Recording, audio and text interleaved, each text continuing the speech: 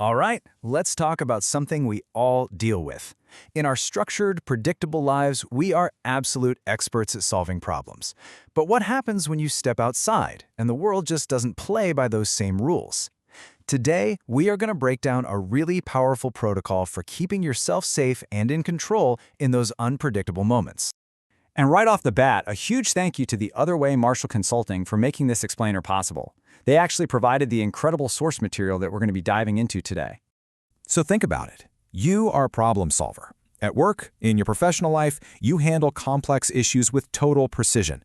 But have you ever felt that jarring shift? You walk out of the office, step onto a crowded street, and suddenly all that expertise just feels kind of useless?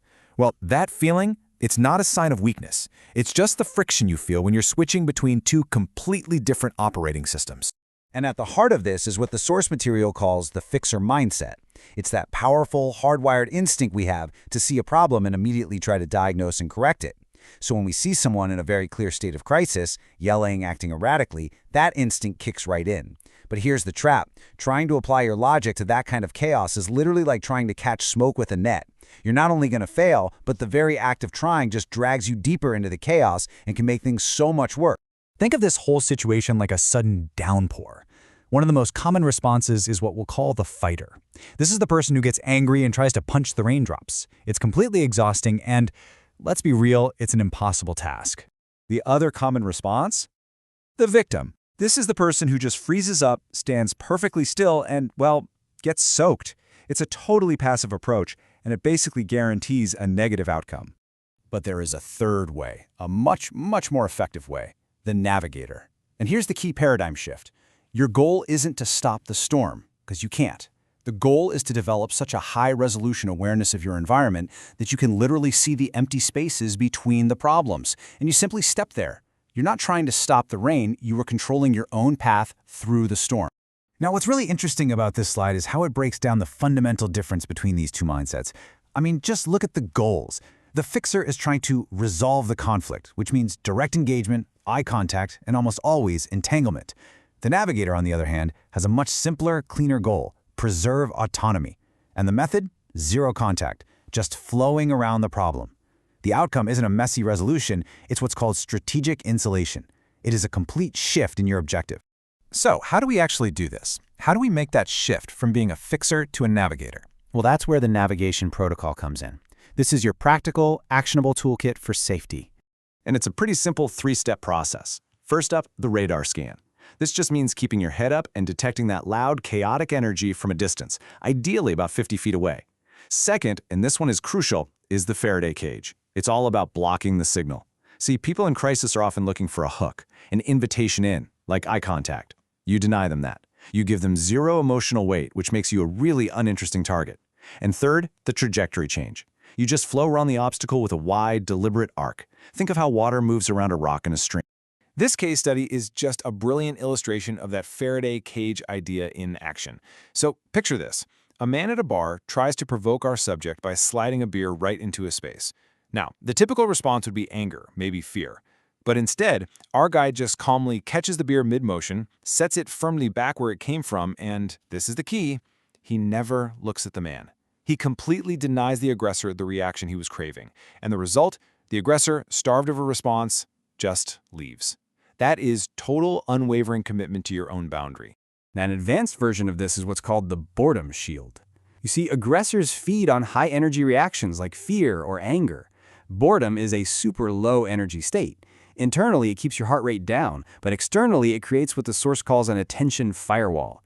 You're not ignoring them because you're scared. You're simply filtering them out because they're uninteresting. They literally can't get the reaction they need from you, so they have to move on. So I want you to think of this entire protocol as your mental software. It's a logical framework for navigating chaos. But here's the critical part, the part we can't ignore. That brilliant software is completely and utterly useless if the hardware it's running on, your nervous system, crashes the second it comes under pressure. And that's exactly where physical practice becomes absolutely essential. To bridge that gap between the software and the hardware, the Other Way Marshall Consulting offers a really unique mentorship program. It combines 10 weeks of virtual training on these principles with 2 two-hour days of hands-on practice.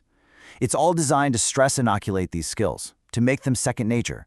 So if you're serious about mastering this stuff, you can find the full curriculum right at the link in the description. All right, we're about to get into what happens when this whole protocol gets put to the test. But first, if you're finding this breakdown valuable, could you take just a quick second to hit like, subscribe, and maybe let us know your biggest takeaway in the comments? It really is a huge help for the channel. Okay, let's address the big what if. The question that I'm sure is on your mind. This all sounds great in theory, right? But what happens when it doesn't work? What if you execute the protocol perfectly and they just decide to follow you anyway? This is where you have to shift from passive navigation to active evasion. Your goal fundamentally changes. Now you need to introduce friction. You have to remember, chaos thrives in isolation. It absolutely hates structure and witnesses. So you don't confront them, and you definitely don't run. You simply increase your pace and move deliberately towards what we call a high-friction area. A busy store, a line of people, a ticket booth. The goal is to make yourself too socially and logistically expensive for them to keep following. And this subway pivot case study is just a perfect example. A student realizes they're being followed off a train. Instead of panicking, they calmly walk straight to the ticket booth, a perfect high-friction area with an authority figure right there. Then they flip the script. They stop ignoring the person, turn around, and give them a pointed, flat, bored stare. By giving the follower the wrong kind of attention, this cold, unafraid scrutiny right next to an employee, the whole dynamic just shatters. The follower, stripped of all their power, becomes uncomfortable and just leaves. And this brings us right back around to that crucial point about software versus hardware. Your logic is your software. It's brilliant when you're calm and sitting at a desk, but your nervous system, that's your hardware. And under sudden, intense stress, that hardware can crash, flooding you with adrenaline and shutting down all your higher-level thinking. You simply cannot run complex software on crashed hardware. It's why learning to regulate your nervous system isn't optional, it's absolutely essential. So here is your mission for tomorrow. Don't just think about this stuff, actually test it out.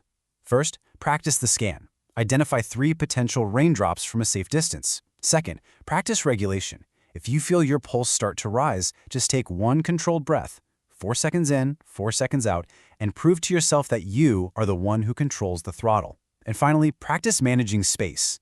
Proactively move to an empty pocket in a crowd long before you actually need it. I want to leave you with this final, powerful idea from the source material. I want you to really read it carefully. You are not obligated to be an audience for someone's crisis. Just let that sink in for a minute. Refusing to engage with chaos isn't being cold or uncaring. It's a profound act of self-preservation. It is about protecting your autonomy and your energy for the parts of your life that you can and should control. On behalf of the Other Way Marshall Consulting, thank you so much for joining us for this breakdown. Stay aware and stay safe.